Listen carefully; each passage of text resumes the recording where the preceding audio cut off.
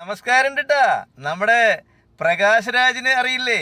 തമിഴ് സിനിമയിലെ വില്ലനായും പിന്നീട് മലയാളത്തിലേക്കും കടന്നു വന്ന അതിഗംഭീര വില്ലൻ വേഷമൊക്കെ കൈകാര്യം ചെയ്ത നമ്മുടെ പ്രകാശ് രാജ് ചേട്ടൻ അദ്ദേഹത്തിൻ്റെ ഒരു സ്റ്റേറ്റ്മെൻറ്റ് ഇപ്പോൾ പുറത്തു വന്നിട്ടുണ്ട്.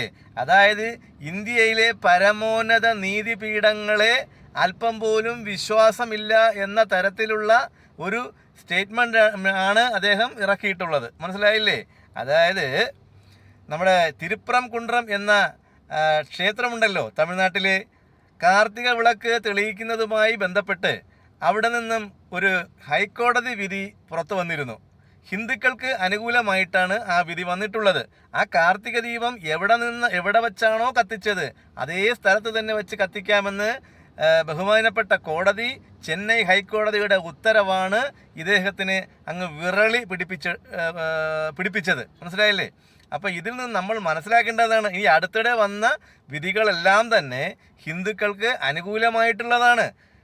അപ്പോൾ നമ്മുടെ ഈ കേരളത്തിലായാലും, കേരളത്തിലെ പിണറായി സർക്കാരായിരുന്നാലും, തമിഴ്നാട്ടിൽ സ്റ്റാലിൻ സർക്കാരായിരുന്നാലും ഹിന്ദുക്കൾക്ക് എതിരെ തുടർന്നു വരുന്ന ഇത്തരം പ്രവർത്തനങ്ങളെ തടയിടുവാൻ നമ്മൾ അക്രമം കാട്ടിയില്ല. പകരം നമ്മൾ എന്ത് ചെയ്തു? ഹിന്ദുക്കൾ നേരിൻ്റെ വഴിയെ, നിയമത്തിൻ്റെ വഴിയെ പോയി അവിടെ ചെന്ന് നമുക്ക് അനുകൂലമായ വിധികൾ സമ്പാദിച്ചു കൊണ്ടിരുന്നു അല്ലേ?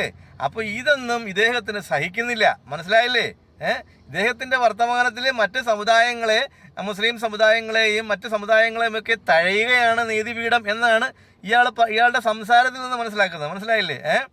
അപ്പോൾ ഇയാളൊക്കെ യഥാർത്ഥത്തിൽ ശരിക്കും പറഞ്ഞു കഴിഞ്ഞാൽ ഈ മത തീവ്രവാദ സംഘടനകളുടെ നിന്നും വല്ല കാശ് വല്ലതും പറ്റിയാണോ ഇതൊക്കെ പറയുന്നതെന്ന് എനിക്ക് സംശയമുണ്ട്. സംശയം ഇല്ലാതില്ല, അതിൻ്റെ ഒരു സംശയം മാത്രമാണ്. അങ്ങനെ ആണെന്ന് ഉറപ്പൊന്നുമില്ല. മനസ്സിലായില്ലേ? അപ്പം ഇയാളുടെ പ്രസ്താവന കേട്ടാൽ നമുക്ക് ഇങ്ങനെയേ തോന്നും. ഇതിനപ്പുറം ഒന്നും തോന്നാൻ യാതൊരു മാർഗവുമില്ല. അപ്പം ഇദ്ദേഹത്തിന് ഹിന്ദുക്കൾക്ക് അനുകൂലമായി വിധി വന്നാൽ ഇവിടെ കോടതികളൊക്കെ വിശ്വാസ്യത നഷ്ടപ്പെടുത്തുന്നു എന്നുള്ള രീതിയിലാണ് ഇദ്ദേഹത്തിൻ്റെ ഒരു പ്രവചനം. ഇത് നമ്മൾ മനസ്സിലാക്കി മുമ്പോട്ട് പോവുക. ഈ ഹിന്ദുക്കളെന്ന് പറയുന്ന ആളുകൾ മനസ്സിലാക്കിയിട്ട് മുമ്പോട്ട് പോകാം. മനസ്സിലായില്ലേ?